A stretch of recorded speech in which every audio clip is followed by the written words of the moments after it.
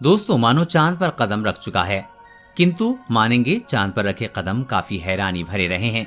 आज से 50 वर्ष पूर्व जब हमारे भारी भरकम टेलीविजन सेट वर्तमान में हमारी जेब में रखे स्मार्टफोन से भी कम फीचर देते थे, तकनीकी रूप से इंसानों का ज्ञान भी हद ही सीमित था। वर्ष 1969 में नासा लगातार 2 बार चांद पर पहुंचा है, एक बार जुलाई में और दूसरी बार नवंबर में। पहली बार में नासा का कोई सामान चांद पर छूट गया हो, जिसे लेने सिर्फ 4 महीने बाद ही नासा ने दोबारा इंसानों को चांद पर पहुंचा दिया। सिर्फ यही नहीं, वर्ष 1972 आते आते मात्र 4 सालों के अंतर पर नासा ने लगातार 6 बार इंसानों को चांद पर भेजकर इतिहास रच दिया। इतनी जल्दी चांद पर जाने के कारण पूरे विश्व के वैज्ञानिकों की आंखों में चमक आ गई। चांद पर मानव बस्तियां बसाने की या वहां खनन करने की बातें होने लगी। लेकिन फिर अचानक ऐसा क्या हुआ कि चांद पर जाने की चाहत विश्व के सभी देशों ने एकदम से त्याग दी। कहा जाता है कि नील आर्मस्ट्रॉन्ग और बज एल्ड्रिन चंद्रमा किस डे पर घूम रहे थे, तब कुछ समय के लिए उनका प्रसारण जानबूझकर रोक दिया गया था। कुछ कहना चाहते थे लेकिन उनकी आवाज भी काट दी गई थी। जानकारों का कहना है कि चांद पर अनेकों टावर हैं, जिनकी ऊंचाई 2000 से 2500 मीटर तक है। अर्जुन और एड्रीन ने किसी ऐसे ही टावर को देखा था। वो जानकारी आम जन से छुपाई गई। ये टावर एलियंस ने कई हजार साल पहले पृथ्वी पर नजर रखने के लिए बनाए थे। फिलहाल ये टावर वीरान पड़े हैं। इन टावर के बारे में अधिक जानकारी जुटाने के लिए ही नासा ने जल्दी इंसानों को चांद पर भेजा।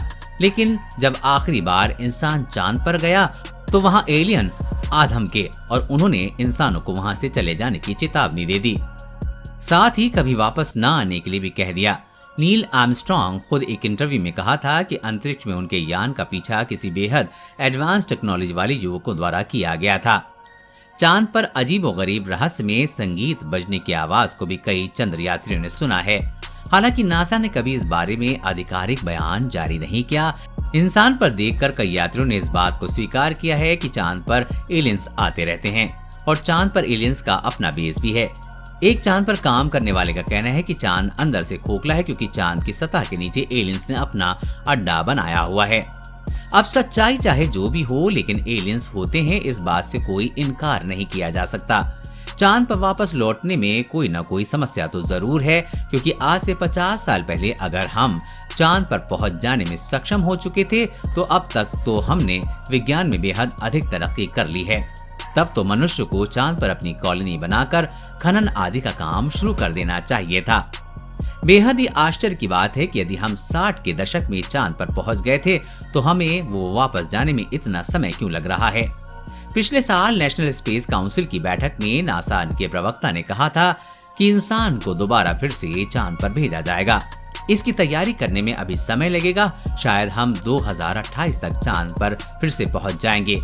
उनका ये बयान सवाल खड़ा करता है कि जब हम दशकों पहले कई बार लगातार चांद पर जा चुके हैं, तो अब इतना लंबा वक्त क्यों चाहिए। विज्ञान पहले की तुलना में आगे बढ़ा है या पीछे हटा है। दोस्तों, अमेरिका के नील आर्मस्ट्रॉन्ग चंद्रमा पर अपना पैर रखने वाले पहले पृथ्वीवासी थे। चांद पर उतरे प्ले पड़ा है कि बड़े अंतरिक्षयान कोलंबिया से अलग होकर ईगल नामक एक छोटा यान चंद्रमा पर उतरा था। सबसे पहले नील आर्मस्ट्रॉन्ग ही बाहर निकले, किंतु नील आर्मस्ट्रॉन्ग के चांद पर कदम रखने से पहले ही इंसानों की कोई और निशानी चांद पर मौजूद थे। खुद के उतरने से पहले आर्मस्ट्रॉन्ग ने काट मारकर बांधी हुई प्लास्टिक की थैली चंद्रमा पर फेंकी थी। स्टील में आर्मस्ट्रॉन्ग और उनके शहर यात्रियों का मलमूत्र और उड़ान के दौरान की खाने पीने की सामग्री उसे बचा हुआ कचरा था। देखा जाए तो इंसानों से पहले इंसान की पूरी ने चांद पर अपनी उपस्थिति दर्शाई थी। ऑल स्टोन की थैली फेंकने से करीब 10 साल पहले लूना 2 नामक रूसी चांद से टकराकर ध्वस्त हो गया था। लाल का पचरा भी चांद पर चारों ओर बिखरा पड़ा होगा। संभव है कि कूड़ा आज भी ज्यों का त्यों ही पड़ा होगा। चांद पर कोई वातावरण नहीं है, ना ही वहाँ बारिश होती है, इसलिए सारा कूड़ा बिना सड़े गले आज भी वैसे ही वहाँ पड़ा होगा। रूसी यान के नष्ट होने से लेकर आज तक हम लगातार चांद पर कूड़ा फैला रहे हैं।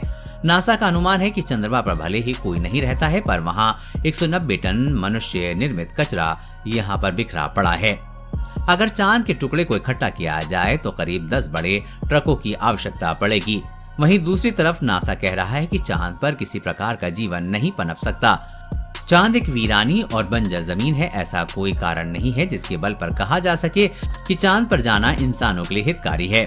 वजह है कि नासा का चांद से मुंह बंद हो गया है।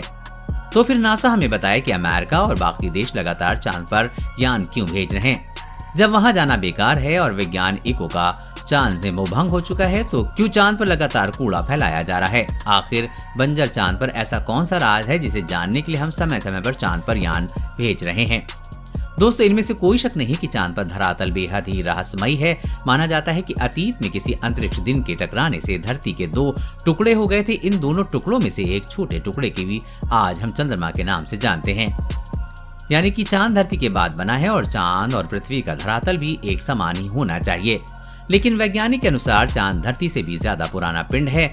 जब चंद्रमा की मिट्टी से मिलो तत्वों की जांच की गई तो इसे अंदाजन 530 करोड़ साल पुराना माना गया है, जबकि हमारी धरती में 450 करोड़ साल पुरानी है। चांद का धरातल में पृथ्वी की तुलना में अलग है। 20 नवंबर 1969 को जब अपोलो मिशन के दौरान वैज्ञानिक की टीम ने एक लूनर मॉडल को चांद पर छोड़ा तो इस मॉडल के टकराने से चांद पर भूकंप जैसी स्थिति बन गई थी। चांद की धरती करीब 1 घंटे तक किसी घंटे के समान कंपन और आवाज करती रही थी। ऐसा तभी संभव है जब चांद की सतह किसी धातु से बनी हो और अंदर से चांद खोखला हो। चांद पर पाए जाने वाले पत्थरों में भी भारी मात्रा में यूरेनियम और नेपच्यूनियम जैसे एलिमेंट पाए गए हैं। एलिमेंट कम से कम पत्थरों में तो नहीं पाए जाते हैं। इन एलिमेंट का प्रयोग स्पेसशिप के बारिश में किया जाता है, क्योंकि स्पेसशिप अधिक तापमान और दबाव को सह सकते हो।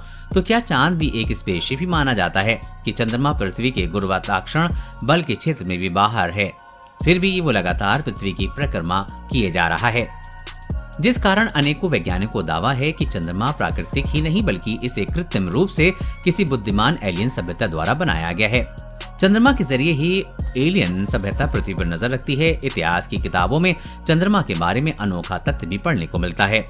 कहा जाता है कि आज से करीब 910 साल पहले यानी कि 11वीं सदी में चंद्रमा अचानक से गायब हो गया था। चांद कई महीनों तक लगातार गायब रहा और इसके बाद दोबारा प्रकट हो गया, जो कि उस जमाने में अंधविश्वास अपने चरम पर था। इसलिए सभी लोगों को लगा कर चांद के गायब होने के कारण कोई न कोई अनहोनी घटना जरूर होगी।